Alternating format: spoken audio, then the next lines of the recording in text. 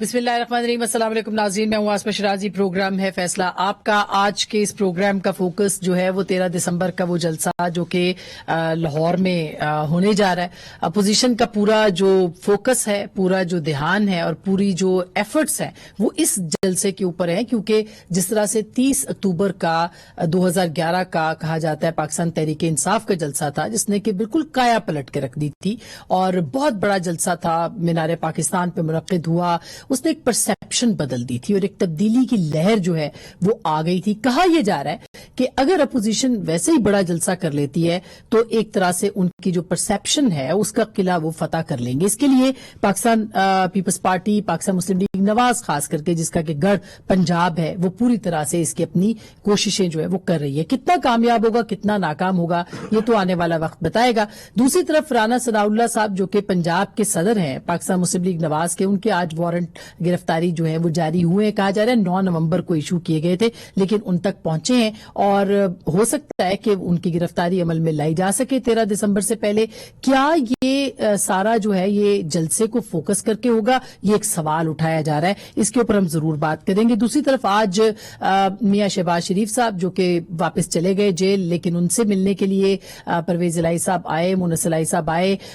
یہ تیسرا رابطہ ہے گزشتہ کچھ دنوں کے اندر, گو کہ آج وہ تعزیت کے لیے آئے تھے شہباز شریف صاحب کی والدہ کے لیے, لیکن کہا یہ جا رہا ہے کہ دونوں خاندانوں کے درمیان اور پاکستان مسلم لیگ نون اور قاف کے بیچ بھی برف پگھل رہی ہے. کس حد تک پگھل رہی ہے, کتنا اہم ہے, اور خاص کر کے پنجاب کے جو سیاست ہے اس کے حوالے سے یہ دیکھنا بہت اہم ہوگا. آج کے اس پروگرام میں ہم یہ بھی بات کریں گے, وزیر اعظم پاکستان کو پیٹرولیم جو کرائسس ہوا تھا اس کی ایک باضابطہ رپورٹ پیش کر دی گئی ہے, اس کے اوپر بھی بات کریں گے. اور ساتھ ساتھ جو اپوزیشن ہے وہ حکومت کے لیے چیلنج ہے یا نہیں, لیکن جو ان کی معاشی کارکردگی ہے وہ کتنا بڑا چیلنج ہے, اس پہ بھی بات کریں گے. ہمارے ساتھ موجود ہیں, کسی تعارف کے محتاج نہیں ہے, جناب شبلی فراز صاحب جو کہ حکومت پاکستان کے ترجمان بھی ہیں, وزیر اطلاعات و نشریات بھی ہیں. بہت بہت شکریہ. ہمارے ساتھ موجود ہوں گے جناب محمد زبیر صاحب جو کہ اسپوکس پرسن ہیں مسلم لیگ نواز کے سربراہ جناب نواز شریف صاحب کے, اور مریم نواز صاحبہ کے بھی. آپ کا بہت بہت شکریہ زبیر صاحب, اور سابق گورنر آپ رہ چکے ہیں سندھ کے. سب سے پہلے زبیر صاحب آپ کے پاس آتے ہیں. ایک تو یہ بتائیے گا کہ یہ پی ڈی ایم کا جلسہ, رانا ثناءاللہ کے وارنٹ گرفتاری, کتنا اہم ہے یہ جلسہ اپوزیشن کے لیے اور خاص کر کے پاکستان مسلم لیگ نواز کے لیے؟ بہت زیادہ اہم ہے. ظاہر سی بات ہے جب فیصلہ کیا گیا تھا احتجاج کا اور جلسوں کا انعقاد کا آواز نہیں آ رہی ہر صوبے میں, تو اس وقت بیسکلی اس وقت بیسکلی یہ فیصلہ ہوا تھا کہ چونکہ لاہور مسلم لیگ نواز کا گڑھ ہے اور باوجود بدترین دھاندلی جو 2018 کے الیکشن میں ہوئی تھی اس میں بھی 14 میں سے 10 سیٹیں جو تھیں وہ مسلم لیگ نواز ہی کو ملی تھی. تو اس میں تو کسی کو کوئی شک و شبہ نہیں ہے کہ وہ گڑھ ہے مسلم لیگ نواز کا, اور پچھلے 30 سال سے 35 سال سے وہ گڑھ رہا ہے. سو ہم نے شو آف پاور کرنا ہے اپنا وہاں, اور ہم سمجھتے ہیں کہ ہمارے احتجاج کو تقویت ملے گی, اور اس کے بعد جو لائے عمل ہوگا اس حکومت کو ہٹانے کے لیے وہ ایک فیصلہ کن ایک جلسہ ہوگا. اس کے بعد کا لائے عمل اسی میں اناؤنس کیا جائے گا. سو ہمارے لیے بڑا امپورٹنٹ ہے پی ڈی ایم کے لیے اور مسلم لیگ نواز کے لیے. تو آپ پوری تیاری سے آپ نے رانا ثناءاللہ کا ذکر کیا تھا, آپ نے رانا ثناءاللہ کا ذکر کیا تھا, تو رانا ثناءاللہ کا تو ظاہر سی بات ہے یہ تو عمران خان, آپ نے معیشت کی بھی بات کی تھی, عمران خان کو اور کوئی پرواہ نہیں ہے, شبلی فراز کو اور کوئی پرواہ نہیں. ان کے 3-4 ہر روز وہ پریس کانفرنسز ہوتی ہیں, شہباز گل, فیاض چوہان, فردوس عاشق افان اور پتہ نہیں کون کون, لیکن کبھی یہ بات نہیں ہوتی کہ عوام جو بجلی اتنی مہنگی ہوگی ہم کیا کر رہے ہیں, جو غربت اتنی بڑھ گئی ہے اس کے لیے اس کو ٹھیک کرنے کے لیے ہم کیا کر رہے ہیں, جو مہنگائی اتنی زیادہ ہوگی ہے اس کو ہم کم کرنے کے لیے کیا کر رہے ہیں, جو بے روزگاری اتنی زیادہ پھیل گئی ہے اس کو کم کرنے کے لیے ہم کیا کر رہے ہیں, اس کی نہیں بات کرتے. مریم نواز نے یہ کہا, رانا ثناءاللہ نے یہ کہا, نواز شریف نے یہ کہا, بس.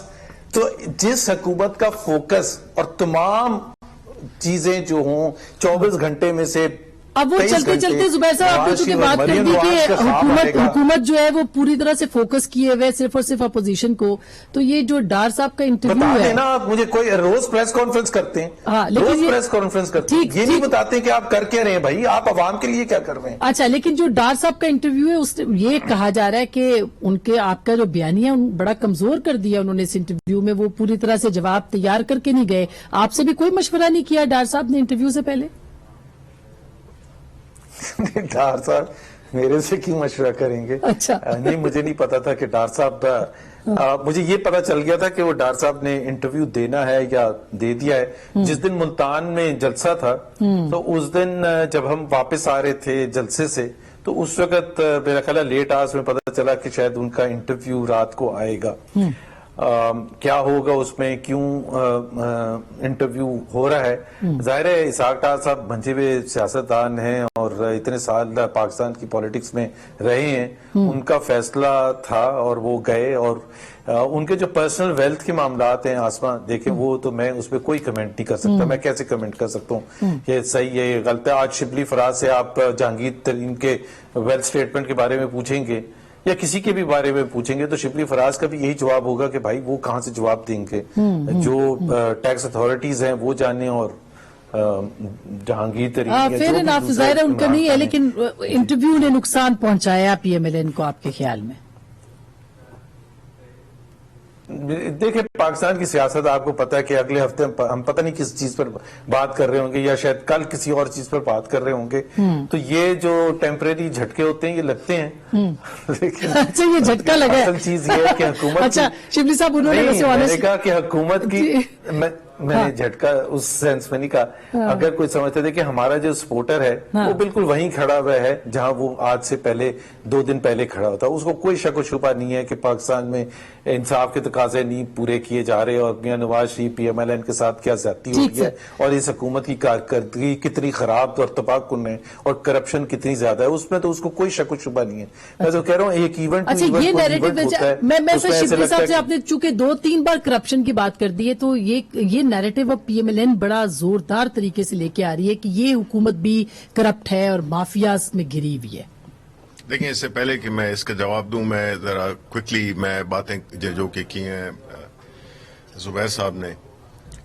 ایک تو انہوں نے ذکر کیا کہ، اور آپ نے بھی اپنے ابتدائی میں کہا کہ لاہور کا جلسہ، بڑے افسوس کی بات ہے کہ بڑے فخر سے یہ بات کر رہے ہیں کہ انہوں نے جلسہ کرنا ہے. ان کو کوئی پرواہ نہیں ہے عوام کی صحت کی، یہ صرف ذاتی کرپشن، اپنے کرپٹ لیڈروں کو، اپنی جو انہوں نے اس ملک کے ساتھ کھیل کھیلا اس میں اپنے آپ کو بچانے کے لیے یہ پریشر ہے، اور کوئی مقصد نہیں ہے اور کوئی وجہ نہیں ہے، اور اس کے لیے یہ کچھ بھی قربانی دینے کے لیے تیار ہیں. آپ نے ایک پیپلز پارٹی کے ایک سینئر لیڈر، میں نام ان کو امبیرس نہیں کرنا چاہتا، وہ میرے ہی پروگرام پہ بیٹھے ہوئے تھے اور مالک کے پروگرام میں، انہوں نے کہا کہ اگر اس کاز کو حکومت کو گرانے کے لیے اگر 200-300 جانیں بھی چلی جائیں تو کوئی پرواہ نہیں ہے. یہ ہی از آن ریکارڈ. ٹھیک ہے، بنیادی طور پہ ان لوگوں کا ایجنڈا کیا ہے یہ دیکھنا ہے کہ یہ کیوں یہ سب کچھ کر رہے ہیں اور کس ناکامی کے ساتھ یہ ہو رہے ہیں. انہوں نے پشاور میں اپنی حیثیت دیکھ لی، یہ لاہور میں بھی دیکھ لیں گے. آپ نے کہا کہ جی جو پاکستان تحریک انصاف نے جو جلسہ کیا تھا اس نے تاریخ بدل دی تھی، پرسپشن بدل دی تھی. ایک پارٹی تھی، لیڈر کون تھا؟ عمران خان تھا. ادھر ایک چوروں کا جھنگٹ ہے، 11 پارٹیز ہیں، اور وہ ہم چیلنج کرتے ہیں، یہ دیکھ لیں گے کہ یہ جو اپنا جلسہ کریں گے ہمیں اس سے کوئی غرض نہیں ہے. ہماری غرض ہے حکومت کی، جس طرح ہم نے کہا کہ ہم بالکل جانے دیں گے. یہ انلیگل ایکٹیویٹی ہے، کوئی پکڑ دکڑ نہیں. یہ جو ہے ان کو جانے دیا جائے گا، لیکن جو بھی منتظمین ہیں چاہے اس میں جو ساؤنڈ سسٹم والے کیوں نہ ہو، اور چاہے جو بھی اس کے جو لیڈران ہوں گے وہاں پہ، ان کے خلاف ایف آئی آر درج ہوں گی. ساؤنڈ سسٹم والے کے خلاف بھی کیوں نہیں؟ جو بھی منتظمین ہے، جو اس میں حصہ لے رہا ہے، ایک انلیگل ایکٹیویٹی میں حصہ لینا، وہ جو ہے تو اس میں اور جی ٹی روڈ بھی کھلی ہوگی، موٹر وے بھی کھلی ہوگی، کوئی کنٹینر نہیں ہوگا، کوئی نہیں ہوگا، سب کچھ، بیکاز ہم ان کو ایکسپوز کرنا چاہتے ہیں. ہم نے جو دیکھے نا ملتان میں جو ہوا، جو ملتان میں ہوا کہ 25 لاکھ کی آبادی میں 10,000 کا یہ مجمع، جس میں سے کہ 3,000 لوگ جو ہے تو سندھ سے آئے تھے، اور 3 دن وہ ہیڈ لائنز میں چلا کیونکہ اس کو بالکل اس کو وہ ہوا۔ اب جو ہے نا ہم نے ان کو کھلا راستہ دینا ہے کہ ان کی حیثیت اصل جو ہے تو لوگوں کو پتا چل جائے۔ ہیونگ سیڈ دیٹ، میں پھر وہ کرتا ہوں جس طرح کہ ہم نے ملتان کے عوام کا شکریہ ادا کیا کہ انہوں نے ذمہ داری کا ثبوت دیا اور ان 9 سربازوں کے اس میں نہیں وہ ہوئے، ان کے اس میں بہلاوے میں نہیں آئے۔ اسی طرح ہم لاہور کے عوام ان سے بھی یہی ریکویسٹ کرتے ہیں، پنجاب کے عوام سے ریکویسٹ کرتے ہیں کہ دیکھیں سب سے پہلے آپ کی جان ہے، یہ لوگ جو اگر خدا نہ خواستہ ان کو کورونا ہو گئے جس طرح کہ پشاور میں جلسے کے بعد ہوا، تو پھر یہ ذمہ دار زبیر ہوں گے، یہ ذمہ دار جو ہے تو وہ ہوں گے، یہ جتنے بھی جو ابھی آ کے باتیں کر رہے ہیں نا یہ ذمہ دار ہوں گے ان کی جانوں کے۔ انہوں نے پوچھنا تک نہیں ہے ان کا، اگر وہ اس میں ان کا اگر جو بھی لوگ آتے ہیں عام طور پہ جو سادہ لو لوگ ہوتے ہیں جلسے میں آتے ہیں ان کو یہ ایکسپوز کر رہے ہیں۔ اچھا، اور تصادم کا اگر خطرہ ہوتا ہے، دیکھیے تصادم کا خطرہ کیوں ہوگا؟ جیسے ملتان میں کا ڈنڈے لے کے آئیں گے، دیکھیں یہ تو دیکھیں پہلی بات تو یہ ہے کہ یہ اخلاقی طور پہ اتنے خستہ حال ہے کہ ان میں تو جرات ہی نہیں ہو سکتی ہے کہ کسی پہ یہی نہیں، وہ ہم نے تو سنا تھا نا کہ چور کوتوال کو ڈانٹے، اب یہ وہ چور ہیں جو کہ کوتوال کو ڈانٹ رہے ہیں۔ یہ ایک جو وہ جو چوری اور اوپر سے سینہ زوری وہ ان کا حاصل ہے۔ اب جو ہے تو اسحاق ڈار کی بات پہ آئے، اس میں یہ بڑے مسکرا کے کہہ رہے ہیں کہ جی وہ تو ہمیں نہیں پتا تھا، بڑے منجے ہوئے سیاستدان ہیں۔ ہم نے تو منجے ہوئے سیاستدان کے منہ سے یہ سنا، اور اس میں یہ طے ہوا اس انٹرویو میں کہ پاکستان کے الیکشن یہ تیسری فورس کر رہی ہے، سکر ہماری پارٹی کا نہیں ہے، پی ٹی آئی کا شو نہیں تھا یہ۔ اس نے یہ کلیئرلی کہا کہ جو یورپین کمیشن ہے اس نے بھی، فافن نے بھی کہا ہے کہ جو الیکشنز تھے اس میں ساری پارٹی لیول پہ کچھ گڑبڑ ہوئی، لیکن by and large election was totally credible, and Imran Khan اس ملک کا ایک جنرل لیڈر ہے جو کہ جنرل طور پہ الیکٹ ہوا۔ اچھا، اب دوسری بات یہ ہوئی کہ کرمینالٹی پہ بھی یہ شک کی جی ان کو تو کوئی سزا نہیں ہوئی ہے، انہوں نے یہ بھی کہہ دیا کہ یہ کرمینل ہے اور کنوکٹڈ کرمینل ہے۔ تیسرا یہ کہ اسحاق ڈار جو کہ 3 سال سے وہاں پہ چھپ کے، جس کو کہ شاید خاقان عباسی لے کے گیا تھا، اس کو اپنے جہاز میں چھپا کے لے گیا تھا اس وقت کا وزیر اعظم، تو یہ وہ لوگ ہیں جنہوں نے اس قسم کی حرکتیں کی ہیں۔ یہ سارے وہ لوگ ہیں جو کہ اب عوام کو بیوقوف بنا رہے ہیں۔ بی بی سی تو ایسے سارے پروگرامز وغیرہ کرتا ہے، جیسے کچھ دن پہلے انہوں نے پپیٹ کا لفظ استعمال کیا بی بی سی نے اپنی خبر کے اندر، اس کو حکومت نے اپنے خلاف دیکھا، ٹرینڈ بھی چلا آپ کی پارٹی کی طرف سے ان کے خلاف۔ بالکل، دیکھیں ٹرینڈ نہیں چلا۔ ایز این انفارمیشن منسٹر میں نے ان کو لکھا تھا کہ یہ آپ ہمارے ایک جو آپ کا جو وہ ہے کورسپونڈنٹ ہے، وہ اس کی ایفیلیشنز پولیٹیکلی وہ ہم سب کو پتا ہے کہ وہ کیا ہے، وہ ایک ایسا جرنلسٹ ہے جو کہ جس کی وفاداریاں دوسری طرف ہیں، اس کے بیان کو اس طرح سے پیش کرنا۔ ایک اور سٹیٹمنٹ آ گیا یہ کہ نہیں، ایک سیکنڈ دیکھیں، اس طرح کا ون سائیڈڈ بیان دینا وہ جو ہے تو ہم سمجھتے ہیں کہ یہ پوری ہماری گورنمنٹ آف پاکستان، یہ پاکستان، دیکھیں اس میں آپ کو سمجھ آنی چاہیے، ان لوگوں کو تو سمجھ نہیں آتی ہے، سمجھ آتی ہے ان کو صرف پیسے بنانے کی۔ اچھا، یہ لوگ یہ نہیں کہہ سکتے ہیں کہ یہ ملک کی بدنامی ہے، جس طرح کہ اسحاق ڈار نے اپنی باتیں کی کہ جی ادھر اس ملک میں یہ ہوتا ہے وہ ہوتا ہے۔ ہاں، لیکن سر صحافیوں کو تو نہیں لیبل کرنا چاہیے، یہ غلط بات ہے کہ ٹھیک ہے اگر کسی نے اسٹوری کی ہے، ایسا کیوں کرتی ہے؟ ایک سیکنڈ جی، اب میں پھر نام لوں گا، میں نام نہیں لے رہا، ٹھیک ہے میں نام نہیں لے رہا، میں آپ کو آپ کے وقفے میں، اور اگر آپ اجازت دیں گی میں آپ کو اس کا دکھا بھی دوں گا کہ وہ صحافی کس طرح سے وہ ٹویٹیں کر رہا ہے، کس طرح سے بغیر کسی اس کے وہ ٹویٹیں کر رہا ہے، میں آپ کو دکھا دوں گا۔ یہ دیکھیں ہم میں بھی غلط لوگ ہیں، آپ میں بھی غلط لوگ ہیں، تسلیم کرنا چاہیے، یہ نہیں ہے رائے ہو سکتی ہے، رائے غلط بھی ہو سکتی ہے، رائے لوگوں کی ٹل بھی غلط ہو سکتا ہے۔ میری بات سنیں، میں یہ کہہ رہا ہوں، آپ کے پاس آ رہی ہے صحافیوں کا معاملہ ہے کہ کل ایک ٹویٹ بھی ہوئی تھی، اس کا بھی سوال پوچھ لینا آسمان شرازی۔ جی میں آپ سے تو اس میں نام ہے سر، وہ جی میں وہی ان سے میں پی ٹی آئی سے پوچھوں گی نا، میں لینس سے تھوڑی پوچھوں گی سر، پی ٹی آئی سے پوچھیں۔ اچھا چلے میں آپ کی طرف آتی ہوں، میں آپ کی طرف لاسٹ کامنٹ نہیں، بیکاز دیکھیں نا یہ ٹینڈنسی ہوتی ہے۔ نوئنگ شبلی فراز صاحب، آپ کی حکومت جو ہے وہ تنقید کر سکتی ہے، لیکن صحافی کا کام ہے رائے دینا، وہ غلط ہو سکتا ہے، آپ لیبل کیسے کر سکتے ہیں؟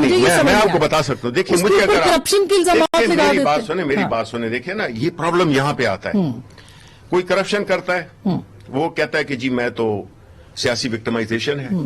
आप देखिए जर्नलिस्ट में आपके अगर 100 जर्नलिस्ट हैं उसमें 100 के 100 वो उस मयार पे नहीं उतरते। बिल्कुल सही है। आप में भी, हम में भी, हमारी पार्टी में भी, इनकी कुछ में ज्यादा, जिस तरह की इनकी पार्टी में चोर ज्यादा है। अब मैं जुबैर साहब के पास चली जाऊं जरा। जुबैर साहब, ये सब चीजें तो पीएमएलएन भी करती रही है, इसमें तो कोई दो राय नहीं है। क्या आप नजम सेठी को हमने मारा था? बिल्कुल, ये सब चीजें सारे हथकंडे हर हुकूमत ने किए हैं, लेकिन तो आप ये बताइएगा कि ये जो जलसे हैं और जुलूस है, कोरोना को बुनियाद बना के वो कह रहे हैं कि अगर आप चंद महीनों के लिए इसको डिले कर देंगे तो क्या फर्क पड़ेगा सर?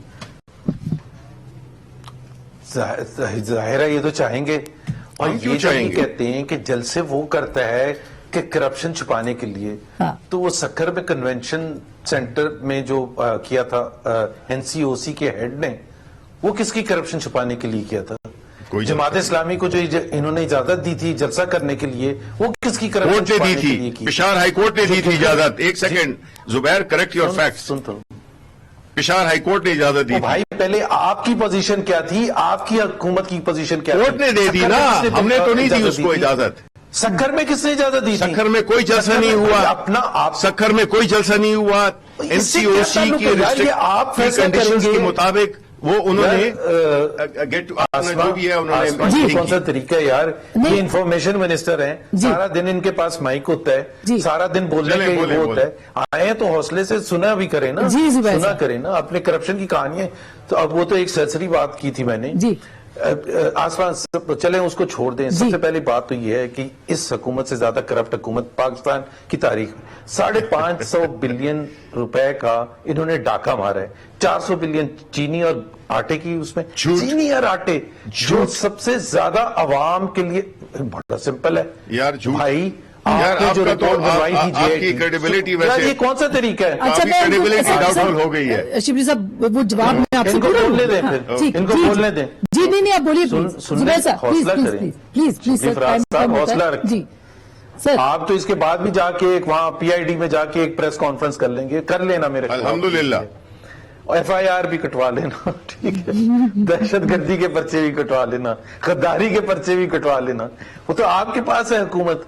लेकिन इतना तो हौसला करे कि आसमा शिराजी के प्रोग्राम में आए हैं तो हमारी बात भी सुने। और प्रोग्राम में मैं ये कह रहा हूं, देखें इनकी जो जेआईटी की रिपोर्ट थी ना, उसके मुताबिक आसमा अगर 1 रुपए चीनी की कीमत बढ़ती है तो 5.5 बिलियन रुपए का गरीब अवाम की जेबों को डाका पड़ता है। अच्छा, इनकी जेआईटी की रिपोर्ट हमने नहीं बनाई थी। उसके हिसाब से अगर आप कैलकुलेशन करेंगे और आटे की जितनी कीमत बढ़ी तो वो जाहिर सी बात है अवाम ने तो पे किया ना। 110 रुपए की चीनी किसी ने खरीदी है ना, लेकिन गई किसके जेबों में है? वो काबीना के अफराद की जेबों में गई है। 150 बिलियन एलएनजी की मद में इन्होंने लूटा है लोगों से। क्यों? इसलिए कि इन्होंने एलएनजी इंपोर्ट नहीं की टाइम पर। क्यों नहीं की इंपोर्ट टाइम पर? क्योंकि फर्नेस ऑयल के अपने लोगों के प्लांट हैं, अपनी काबीना के लोगों के प्लांट है।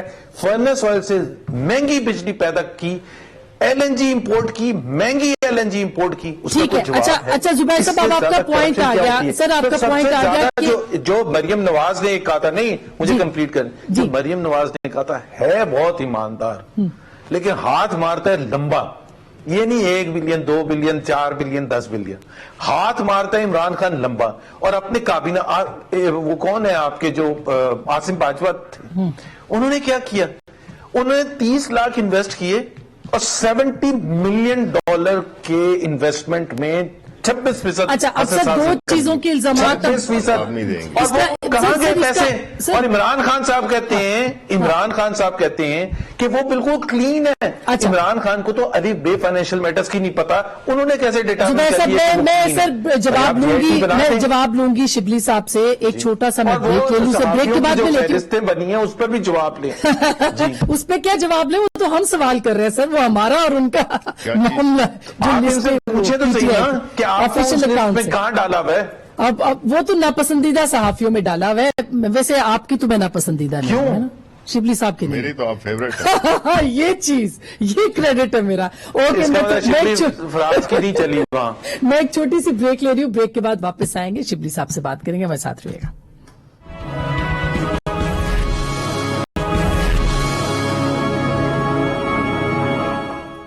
ویلکم بیک ناظرین، ایک بار پھر آپ کو خوش آمدید کہتے ہیں. شبلی صاحب، بریک سے پہلے زبیر صاحب نے بہت سارے الزامات بھی آپ کی حکومت پہ عائد کیے ہیں، اور شاید آپ کو اپوزیشن سے اتنا خطرہ نہیں ہے جتنا کہ معاشی بحران سے اس وقت خطرہ ہے، یا اس طرح کے جو الزامات ہیں ان سے خطرہ ہے.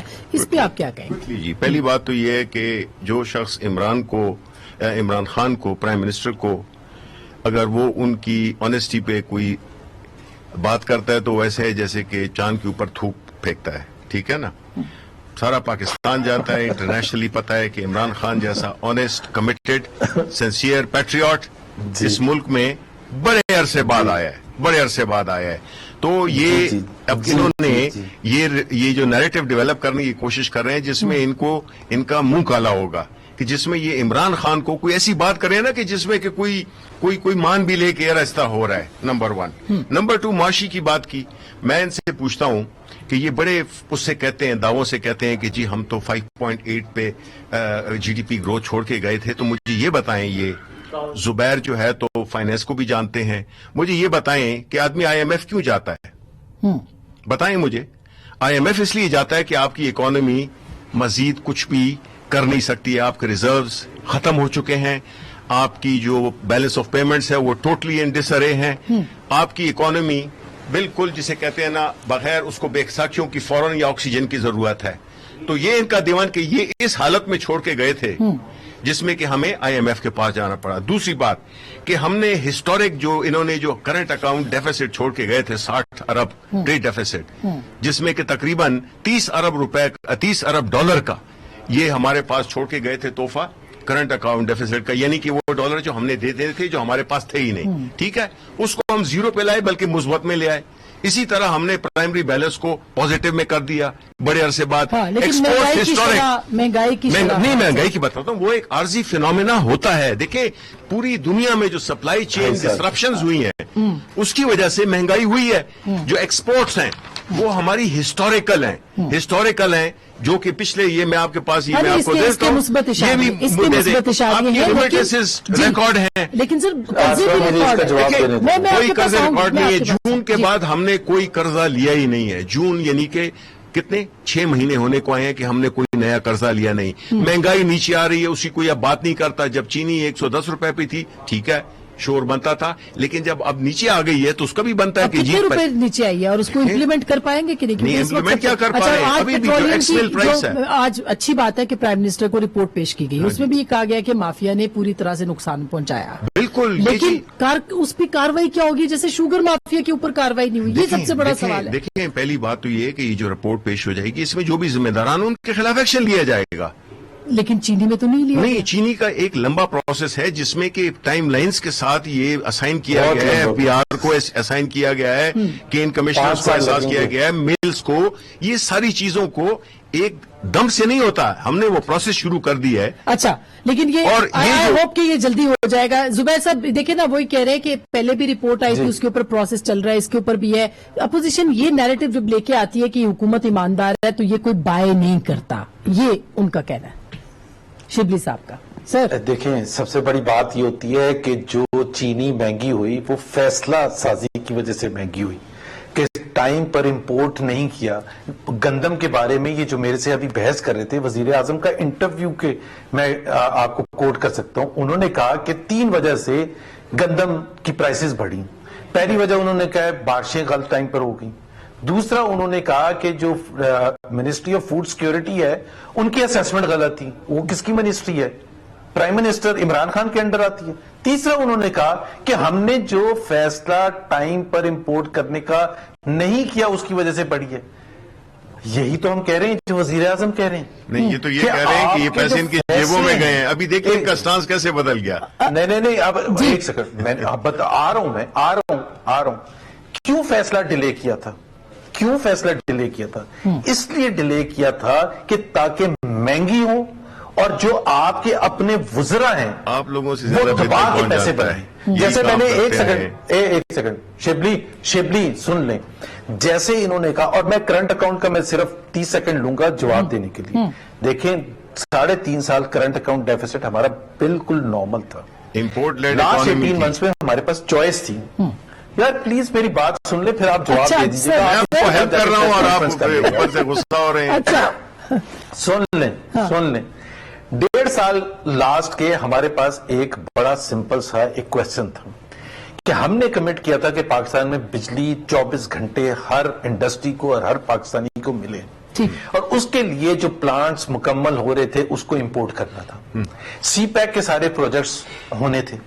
ہم نے فیصلہ کیا کہ ہمارے پاس چوائس تھی, اور ٹھیک ہے وہ, لیکن ابھی تو وہ کہہ رہے ہیں کہ ڈیفیسٹ سے نکل آیا. چلے آسما کمپلیٹ کرنے, آسما میری بات کمپلیٹ کرنے تھے. ہم نے یہ فیصلہ کیا کہ ہم نے بجلی کے جتنے بھی وہ پروجیکٹس تھے وہ مکمل کرنے, اور اس کی وجہ سے کرنٹ اکاؤنٹ ڈیفیسٹ بڑھے گا, اس کے لیے بھی ہمارا پلان تھا. یہ اگر وہاں ہوتے تو شیئر کر لیں, پاکستان ہے نا, ہم سے شیئر کر لیں میرے بھائی, ہمیں بتا دیں یہ آپ کا بھی ملک ہے, بتا دیں آپ ہمیں بتا دینا کہ ہم سے اس طرح سے جواب دے دیں, بتا دیں بھی بتا دیں, قوم کو بتا دیں, ہم آپ کا شکریہ ادا کریں گے. مجھے صرف یہ بتا دیں, ہم نے تو بجلی پاکستانی قوم کو دینے کے لیے وہ مشکل فیصلہ کیا. آپ کیا کرتے ہیں؟ صرف پلانٹ لگایا آپ نے, آپ کیا کرتے نہ ہیں؟ ٹرانسمیشن پہ کام کیا, نہ ڈسٹریبیوشن پہ کام کیا. کون سی ٹرانسمیشن پر تو بجلی کون سی ٹرانسمیشن تھی پاکستان کو مل رہی ہے؟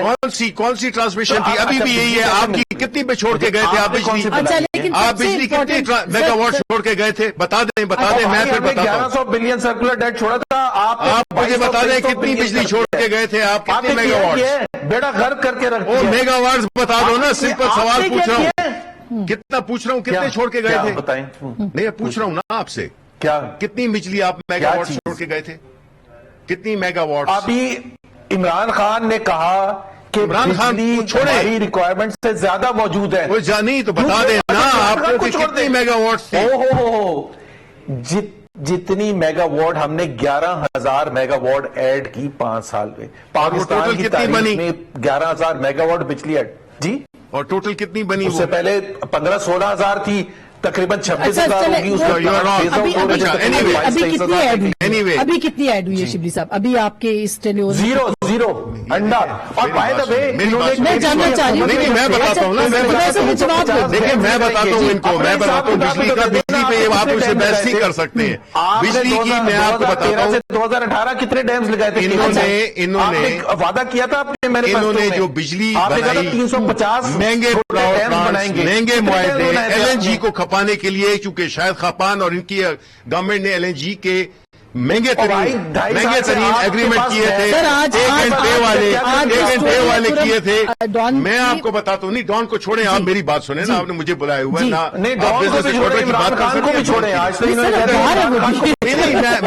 میں اس لیے کیونکہ آپ کے ادارے کا اخبار ہے نا, میں آپ کو بتاتا ہوں. انہوں نے ٹیک اینڈ پے کا مطلب یہ تھا کہ چاہے آپ کی کھپت ہو کہ نہیں ہو, آپ نے 60% اور جو بھی ایگریمنٹ تھا وہ ایک اچھا جو بھی ہو گیا وہ ہو گیا نا. ہم تو ان کو بتائیں, ان سے پوچھیں جی کہ وہ کرنٹ اکاؤنٹ ڈیفیسٹ کیسے, ان کا کیا پلان تھا, وہ ذرا شیئر کریں. اچھا میں ایک چھوٹی سی بریک لے لوں سر, میں آپ کو بتاؤں جو بات ہم, میں چھوٹی سی سر میں بریک لے لیتی ہوں. بریک کے بعد ہم ضرور اس پہ پوچھیں گے, اور ساتھ میں یہ بھی پوچھیں گے گندم اور چینی کی قیمتیں کب کم ہوں گی. یہ سب سے عوام یہ خوشخبری ابھی بریک کے بعد سناتے ہیں, اگر ہو گئی ہے تو ہوئی. اور پھر جو پیٹرولیم مافیا ہے اس کا حساب کیسے ہوگا, بریک کے بعد اس پہ بات کریں گے.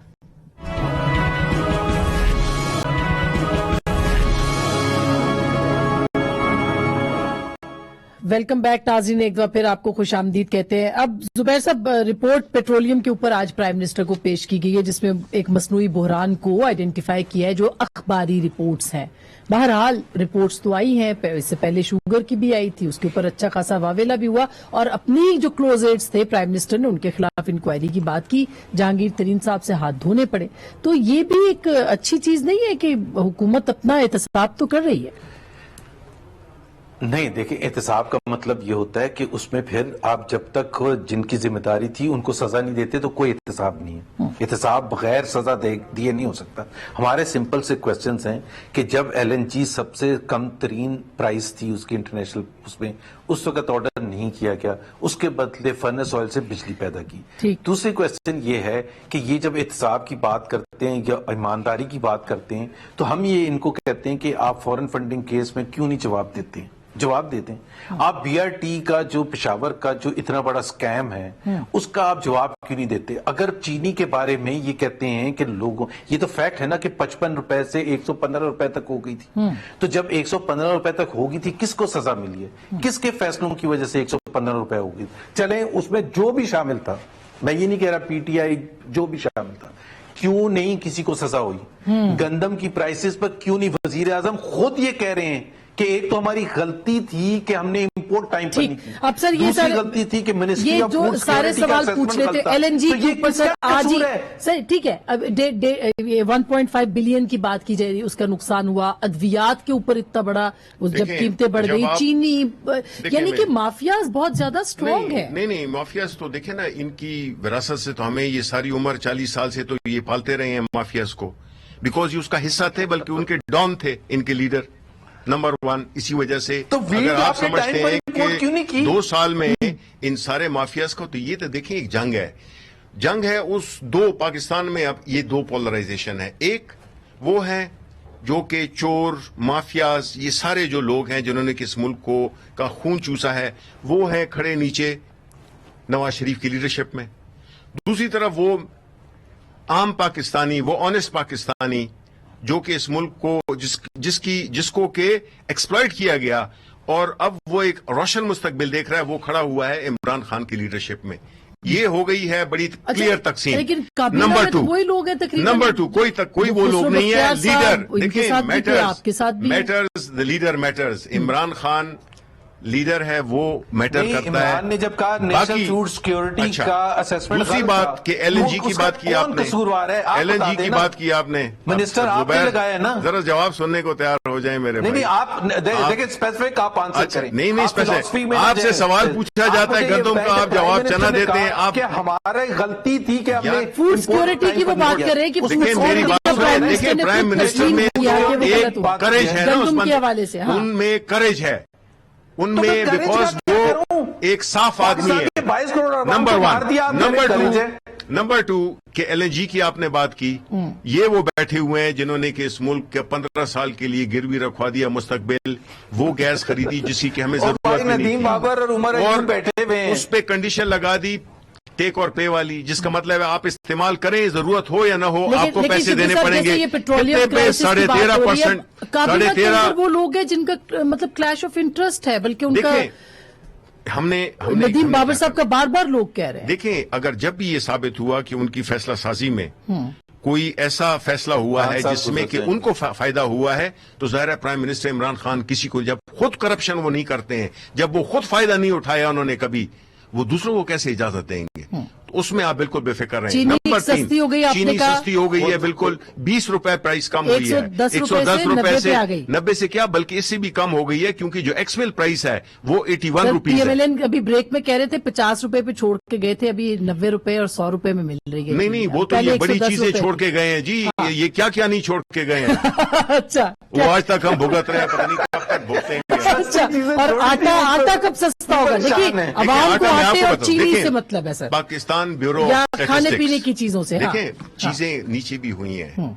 مہنگائی ایک عارضی ایلیمنٹ تھا، آپ کو پتا ہے کووڈ میں. آپ یہ کیوں بھول رہے ہیں؟ ایک سیکنڈ یار، ایک سیکنڈ. کووڈ ایک ایسی چیز ہے، ساری دنیا کی جو سپلائی چین ہے وہ افیکٹ ہوئی ہے. کئی ملکوں میں ابھی کرفیو لگا ہوا ہے، لاک ڈاؤن ہے. خود پیدا کرتے سر، گندم بھی چینی بھی سب کچھ ہمارے اپنے. یہ گندم چینی کی میں دیکھیں سبزیوں کی بات ہو رہی ہے، انڈیا سے آتی تھی، آپ کی ایران سے آتی تھی. یہ کورونا کی وجہ سے ساری جو سپلائی چین ہے یہ بڑی ڈسٹرب ہوئی ہے. سستی ہو جائیں گی. دیکھیں آپ پہلے تو دعا یہ مانگے کہ یہ جو غیر قانونی ایکٹیویٹی کر رہے ہیں. ادرک سر مجھے تو ادرک کی تکلیف ہے بڑی. وہ میں اس کا مثال کہ وہ کیا جانے ادرک کا مزہ، آپ کیا جانے ادرک کا مزہ. بات یہ ہے، اگر جواب ان سے بات یہ ہے، ٹائم ختم ہو جائے گا. بات یہ ہے کہ جی دیکھیں ہم عوام سے یہ ریکویسٹ کرتے ہیں کہ یہ جو آپ کو یہ جو ایک نوسر بازوں کا ایک ٹولہ ہے، نہیں یہ آپ کورونا سیریس بیماری ہے، اس میں آپ احتیاط سے لیں، کیونکہ اصل چیز ہے کہ جب جان بچے گی آپ کی تو پھر سب کچھ ہوگا. زبیر صاحب لاسٹ کمنٹ.